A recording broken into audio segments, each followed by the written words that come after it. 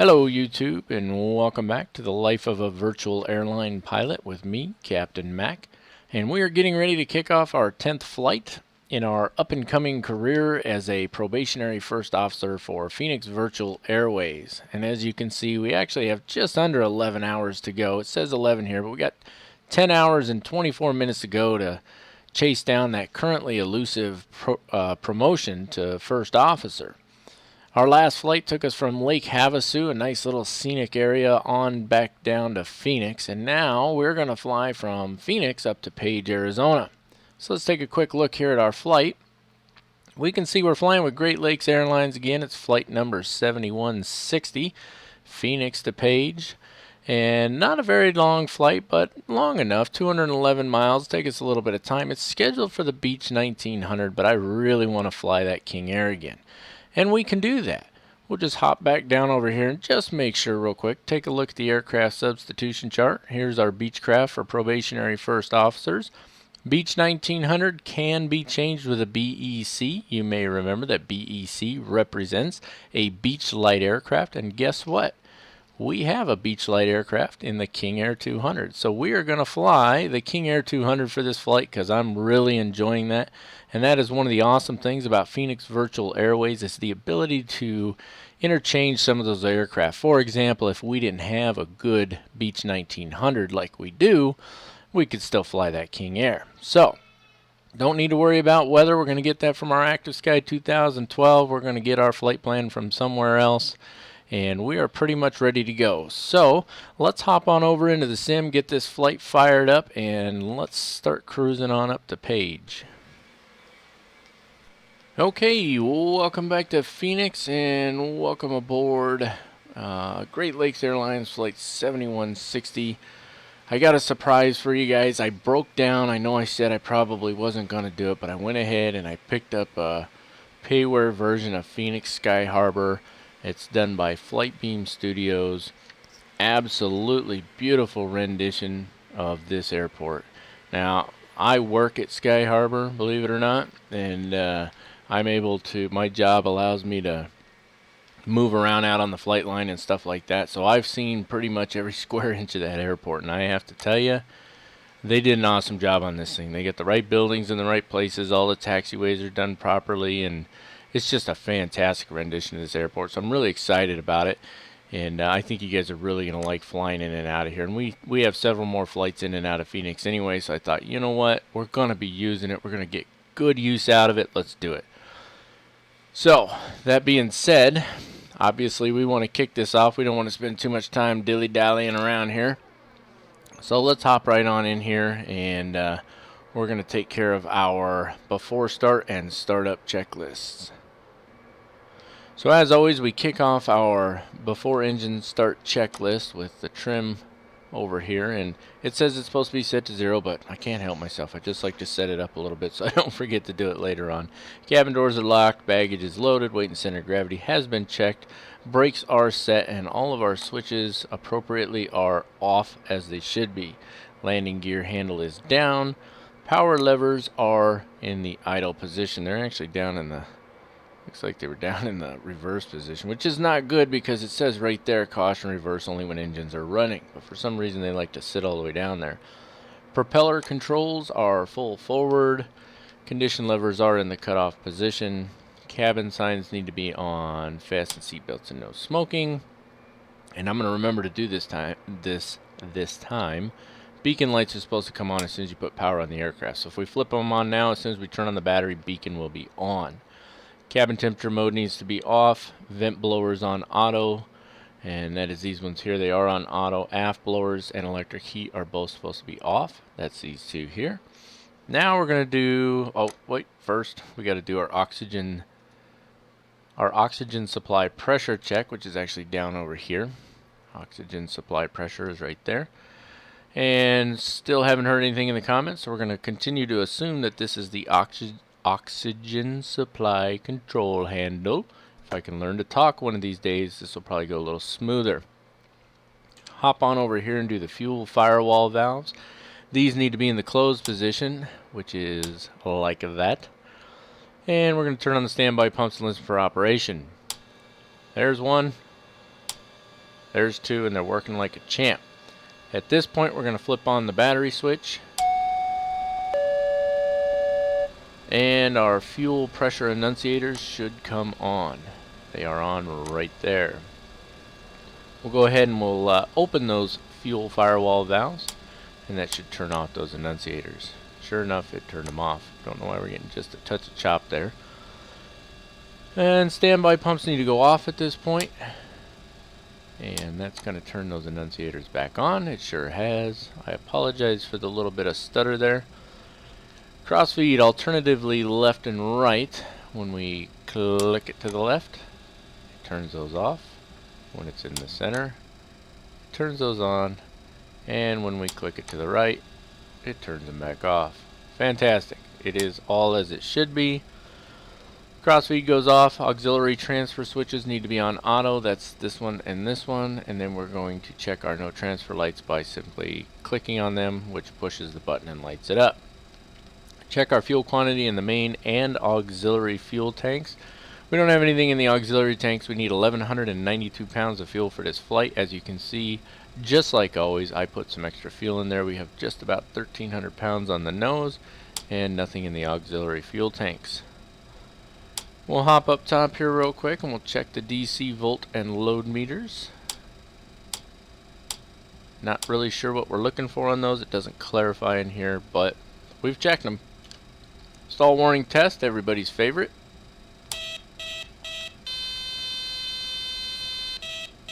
Still annoying means it's still working. Fire detectors and fire extinguishers. We've been through this a few times now. If somebody is aware of the proper way to test the fire extinguishers and fire detectors, please let me know down in the comments. Annunciator lights, that's these and these down here. We press this switch, everything lights up as it should. Good to go. And we've reviewed our database. Our cycle is current. And I think that's it. Rotating beacon switch would go on at this point, but we already turned it on because that is the right way to do things, ladies and gentlemen. So that takes us right into our engine start checklist, and we can just hop right down here. And we've been through this many times. If you're unaware of how to do a proper engine start in the Beach King Air 200, watch what I do, and if you have questions, please post them down in the comments. And if you're interested in a tutorial video that specifically shows the start procedure for the King Air 200, I'll be more than happy to do one. So let's go ahead and kick it off, and I'll talk our way through it here. We're going to flip on the right engine ignition and start switch. We hit 12% N1 there. We're going to move the right condition lever to low idle. We're going to keep an eye on our temperature. And as soon as this moves past 50% N1, which it has now, we go ahead and flip that ignition switch off. Keep an eye on our temperature, as well as our oil pressure and oil temperature, which are all in the green. Looking good there, so at this point we can go ahead and move that condition lever to high idle for the right engine. That's been taken care of.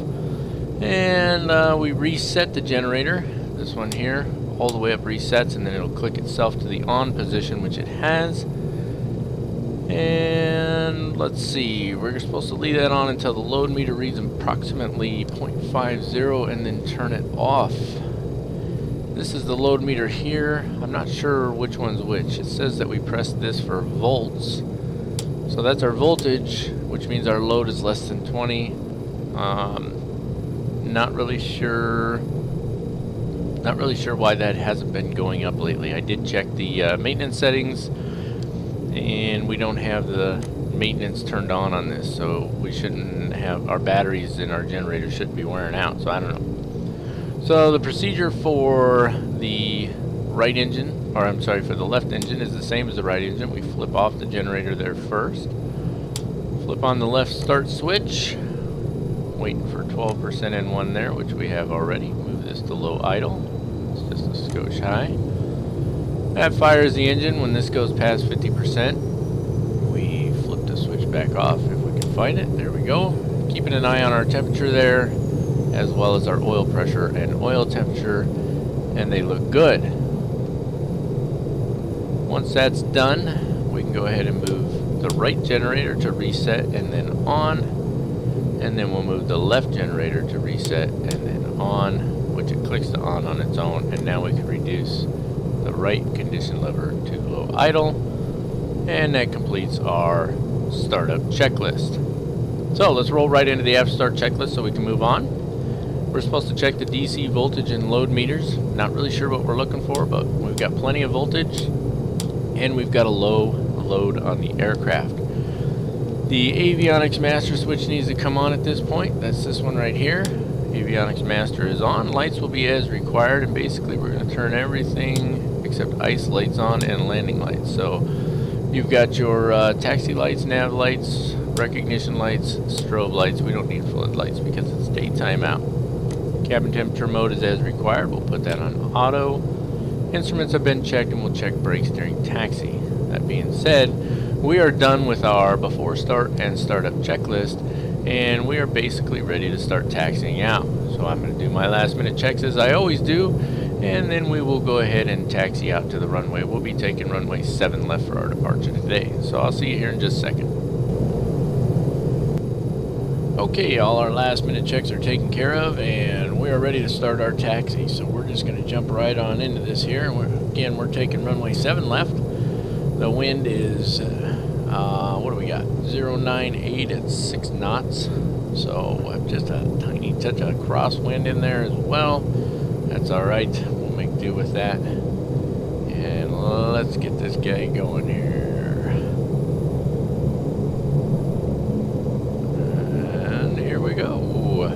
Takes a second to get going, but once it gets going, it really likes to go, doesn't it? Now, there's not really a taxiway in the area we're at over here. We're just kind of sitting out on the apron, so we'll just make our way over here, and we'll be taking taxiway Echo, which is actually the second one.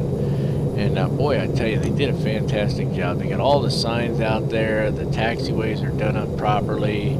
Everything looks fantastic at this airport, and I really like it. And I noticed we're getting just a tiny bit of chop in there. It's probably a little obnoxious on your eyes.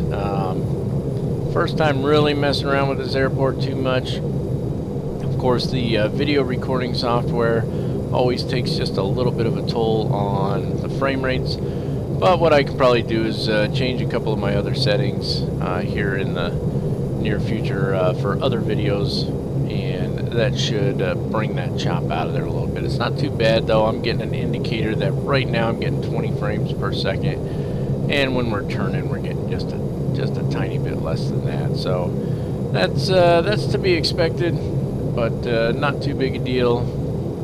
We should be good to go. So you can see they've done all the taxiway markings properly here, including ILS hold short lines, even on the turn lines here.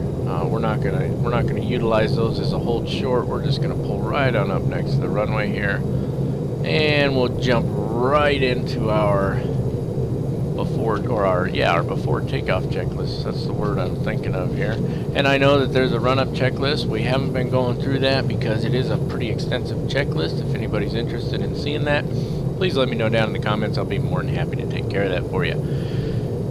Okay, in the meantime, our auto feather switch needs to be armed at this point. And that's this one right here. Propeller feathering manually checked. We've already taken care of that. Fuel quantity needs to be checked, as well as flight and engine instruments. Our fuel quantity is good. We're right where we should be. Bleed air valves are way over here, and we'll turn that off for a second. Bleed air valves need to be open, which they are at this point.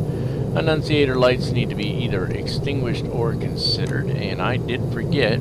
Boy, I keep forgetting this too. Let's hop over here real quick. Maybe you caught this in a previous video, maybe you didn't, but for all ground operations, we're supposed to have those anti-ice lights turned on. So those are on now.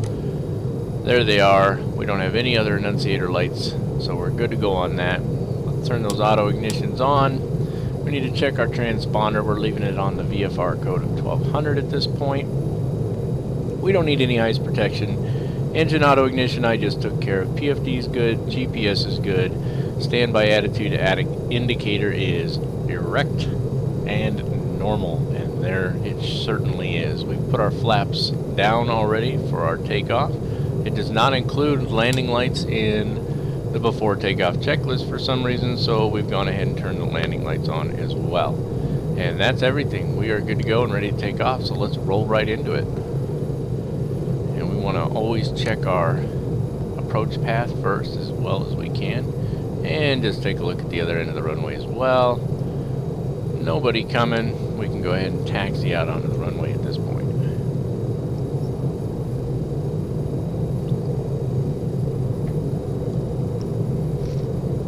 Absolutely love the way they did this airport. If I can get this airplane to move forward. They really did a beautiful job on this, folks. You can see they've painted everything that's supposed to be painted on the ground. The taxiways are the proper distance from the runways. Everything just looks fantastic. It's absolutely beautiful. I love it. We're gonna go right into a rolling takeoff here. You can see all the tire marks and just, yeah, good stuff here. Absolutely beautiful. I'm really liking this airport. I'm loving this airport, and I am not disappointed with it at all. Let's go ahead and bring our throttles up, not quite to full. We don't want to over torque our engines. Keep an eye on it. A little bit of bounce there. That's just from the engine torque. Kind of bounces around a little bit. Get us back to the center of the runway. We're looking for 94 knots. There's the center of the runway. Let's try and hold that. And we're already over 94 knots. So up, up, and away. There's our positive rate. We'll go ahead and bring that landing gear up. We should get a call from our first officer here shortly, letting us know that the gear is up. And there's the gear. We just got a short little bit to go this way, and then we will be making a left turn towards Zephyr. We're on vectors right now, and let's go ahead and start making that left turn here. And let's just, as we do this, let's just take a look here. Look at that. Beautifully done. Everything is there as it should be. Absolutely beautiful. I love it. Good stuff. Alright. This is where we want to be at the moment. Believe it or not. I know it doesn't look like that on our GPS there, but this is in fact where we want to be. Bring those flaps all the way up. That's going to bring the nose down. That's alright. We already know that. We understand that. And we're going to go ahead and throw on our autopilot early here, just to get it done. So let's throw in the yaw dampers, part of the after takeoff checklist. Autopilot's coming on at this point. Right now we're on the VOR, which is nav. We want to go to GPS, so we click the CDI button there. That puts us on GPS. And let's see, since we're still on vectors here, we can go ahead and let's do this real quick. I'm going to show you a little trick here. Flight plan. Pop this up real quick. Bring this in here. And we will clear that, and we're good to go at this point. So, what we'll probably need to do is go ahead and, whoops, I thought I turned the flight plan off on that. Flight plan off. We need to use our heading mode. Start turning us over to our course here. And arm the nav.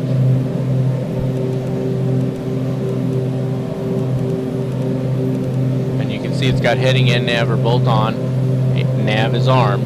So what'll happen is we'll continue to adjust our heading until we get on an intercept course for our navigation course here. And you can see that's where we want to be. So we need to go a little beyond that with our heading. That'll bring us all the way around, and then it'll intercept that nav course on its own. We want to make sure we intercept it before we get to this first waypoint so it doesn't try to circle back on us. Okay, we've taken care of that. Let's go ahead and take care of our after takeoff checklist real quick. Landing gear is up, flaps are up, yaw damper is on. We need to go ahead and set our power right now, so we're going to bring the propeller RPMs back to about 1800. Right now we're around 2000. You can hear them coming back. They're bouncing a little bit. I don't know why it's being so touchy today, but it is. So we'll just deal with it. Bring them back to 1800 RPMs, give or take a little bit. It's okay if they're just a skosh high or a skosh low. We just don't want them too high or too low. Alright, we're looking pretty good right there. Prop sync needs to come on at this point. That's this one right here. Prop sync is now on. Auto feather goes off. That's that one down there. We're going to monitor the engine instruments. Taxi lights can come off. Landing lights will stay on until we cross 10,000 feet. Cabin signs will remain as they are. We can go ahead and do our cabin pressurization at this point. We're currently climbing up to 17,000 feet, so we're going to set the aircraft altitude to 17,000. That's that one right there. We're good to go on that. and that is our after takeoff checklist. So I'm going to go ahead and monitor things until we get on up to cruise altitude, and then I'll hop back on here and we'll do the cruise checklist. Let's see if we can see that airport from here. Let's hop outside. It gets a little loud. Sorry about that.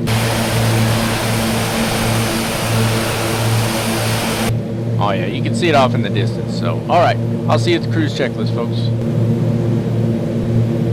Alright, so I've gone ahead and I've bumped our cruise altitude up. We were going to cruise at 17,000 feet, but we got quite a long flight here, so I took it on up to 21,000 feet. We're just coming up on 21,000 right now, flight level 210. As you can see, we've already adjusted our altimeter to the standard pressure, which is 29902, and we're going to go ahead and do this cruise checklist now. So let's hop over here real quick. And the first step in our cruise checklist is to set the power in accordance with the cruise power tables. Now I've already pulled up the cruise power tables on another screen here, and the first thing we do is we check our outside air temperature. So we're going to take a look over here, and last time I said it was at 10 degrees Celsius, I actually meant minus 10 degrees Celsius. That would be 10, that's minus 10. We're just a little over that. The cruise tables use 10 degrees, 20 degrees, and so on. So we're going to go with 10 degrees. 21,000 feet, so we'll extrapolate between 20,000 and 22,000 feet, which is what the table shows us. It doesn't show 21,000, it only shows evens. And we're going to be at the lightest weight here. We're pretty light, 10,000 pounds. So I'm just taking a look over here real quick, and what we're looking for is 2,230 foot-pounds of torque on each engine. And let me find it real quick. Oh, I'm losing sight of things here. Fuel flow, total fuel flow, airspeed, and okay, 1,600 RPMs on the props. Okay, so here's our props. So let's adjust the props first to 1,600 RPMs. They're at 18 right now, so let's bring them down. Keep on coming, and we just want to get close. It doesn't have to be spot on. Keep on counting. 1,600 RPMs. We're looking for 1,600. A little bit more.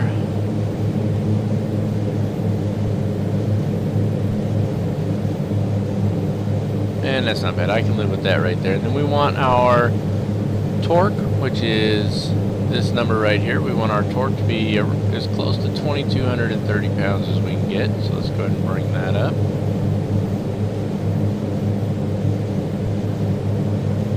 Climbs pretty quick. You can see they're a little uneven, and that's just because of my throttle quadrant there, so we can make a little adjustment here. Whoa. Looks like I just put them to 0 there. We don't want that. I guess clicking on them moved them to 0 for some reason. That was a little odd. Alright, so again, we're looking for 2,230 pounds of torque, give or take just a little bit. And we'll just try and keep those even as we can. You can see we're at 2241 on the right engine, and I mean that's borderline. See, there it is. It's over torqued just a little bit. So let's bring them both back just a little, and that should put us. That's actually going to drop below now. You see, it can be a little fickle. I'm sure it's probably a little easier in the real aircraft, but that's. Oh, there's an AFK. Let's go ahead and take care of that real quick. Nothing wrong with that. The little window that I just popped up, you can't see it. That's what I'm moving around up here. I noticed in previous videos you can't see this little window. You still see just everything here. So just know that I'm changing the frequency in the little window. It's much easier that way. And they want me to go to 128.30. It doesn't actually change it on the radios for some reason. I thought it did, but it doesn't. So I hit submit. I've done that already, and you can see it change it right here. AFK is acknowledged. Total AFK time is all zeros. Remember, that's a cumulative time, so you can have up to 60 minutes total. I looked it up in the pilot's operating handbook. You can have up to 60 minutes total accumulated time. So if we don't have that pause on AFK active, we would have accumulated probably 20 seconds there. But we have it paused, so now we just unpause the sim. And all I'm doing at this point, I'm going to play around with these and try and get them pretty close. They're pretty close to even right now, so I'm going to leave them where they're at. Not too terribly concerned about it. It's supposed to give us around 213 knots. Actually, let me look over here. Yeah, around 213, 214 knots of indicated airspeed. You can see our airspeed is climbing a little here, and that's probably about what we'll get at, about 213 knots. Other than that, we're going to monitor our engine instruments and our auxiliary fuel gauge. I always go over this real quick. If we had a lot of fuel, including fuel in the auxiliary tanks, we would monitor the auxiliary tanks to ensure an even fuel flow out of those. And then once they're empty, we'd go back to monitoring the main tanks. But since we only have fuel in the main tanks, that's what we're going to be monitoring. And that is it. That is our cruise checklist. Took a little longer than expected between the AFK and me trying to show you all of that, so I'm not going to drag it on any longer. I'm going to cruise through the clouds here, and I will see you just before top of descent.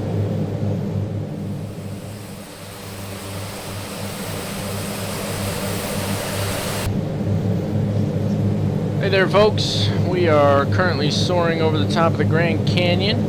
We just passed the Grand Canyon Airport, a little ways behind us there. You can see the VOR for their airport right there. And we're headed up to Sealay, which is our first waypoint in our approach into Page, or KPGA.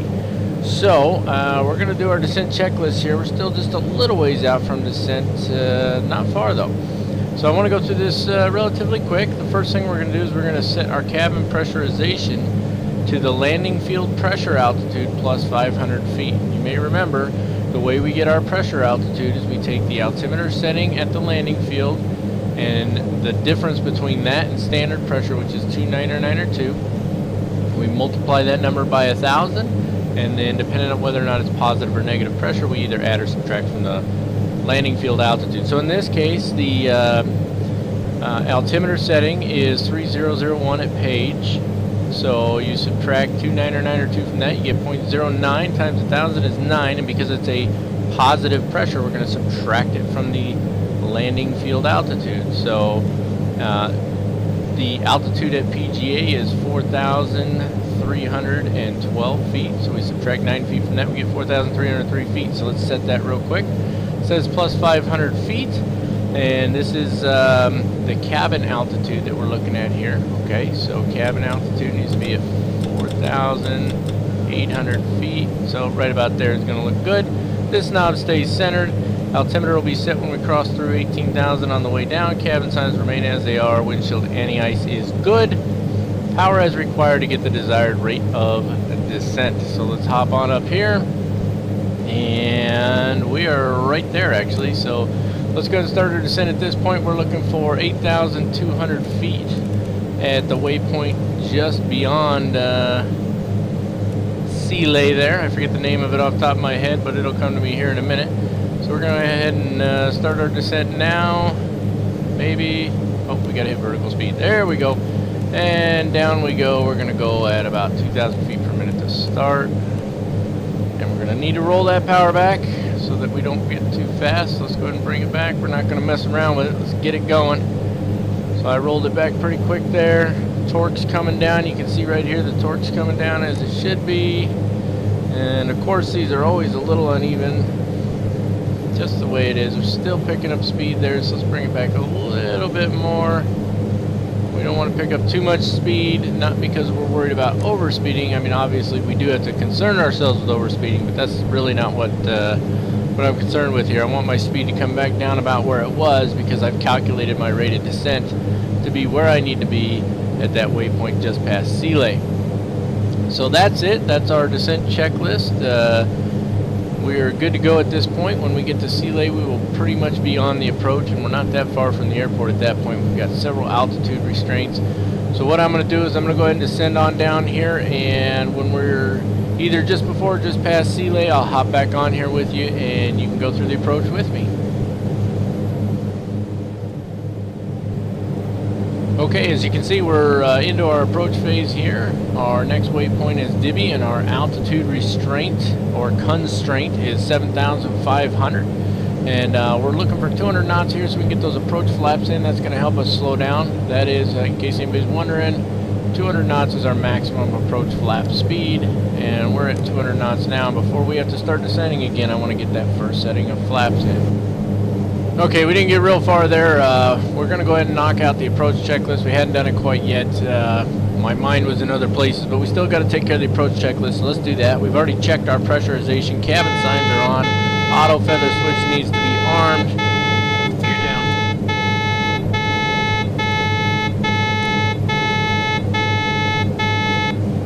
My apologies for the extremely obnoxious noise because the gear wasn't down yet.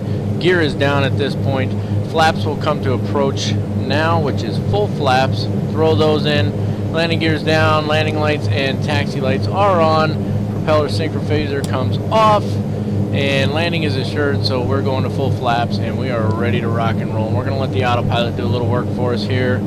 Bring in a little bit of speed. We're not too low, but we're just a skosh low. We're right about where we want to be landing at. I just don't want it to drop off any further than that. So 110 knots, I'm trying to maintain right around that. It's very bouncy out, so I'm going to let the autopilot do some of the work for me here. And let's go ahead and let's just crank that altitude on down so that we don't, come on, vertical speed, 7, 8, that's where we want to be.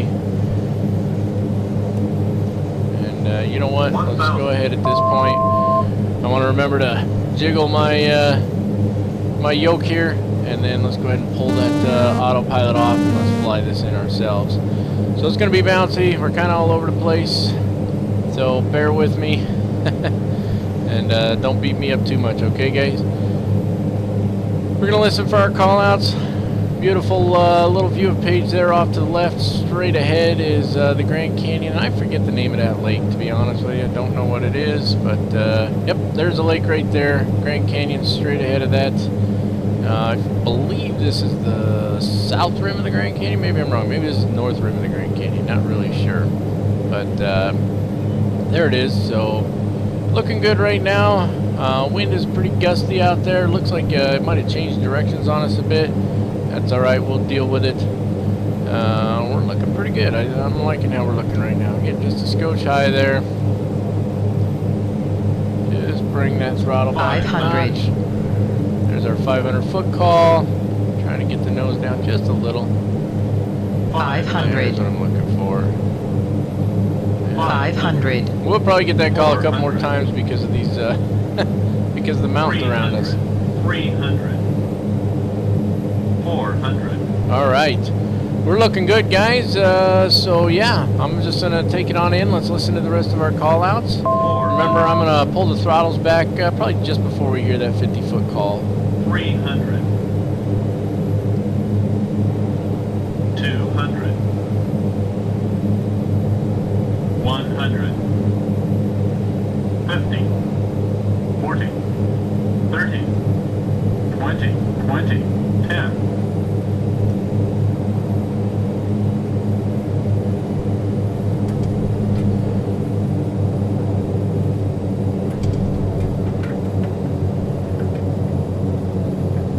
All right, little bit of bump on the landing. Wasn't too bad though. I've certainly had worse landings than that. Okay, and we'll take this runway here as a taxiway for the moment. Oh, slow down, girl. Oh boy, it's taxiing quick. Look at that. We kind of slid around the corner there. That probably scared the crap out of the passengers. That's awesome. All right, let's go ahead and start taxiing this bad boy in here. We don't have to taxi very far. Bring those throttles up just a little bit, get that taxi started, and we can start working on our after landing checklist. We need to bring the engine anti-ice on. Auto feather, I know, comes off. And what else here? Let me just consult the checklist. Landing and taxi lights off. Landing lights are off. They're not. Turn them off. Taxi lights remain on. Ice protection's off. Engine auto ignition goes off at this point. Both of those are off. And that's pretty much it. Bring up the flaps. Keep an eye on the trim. Look at the temperatures. What does it say here? Electrical load, observe limits.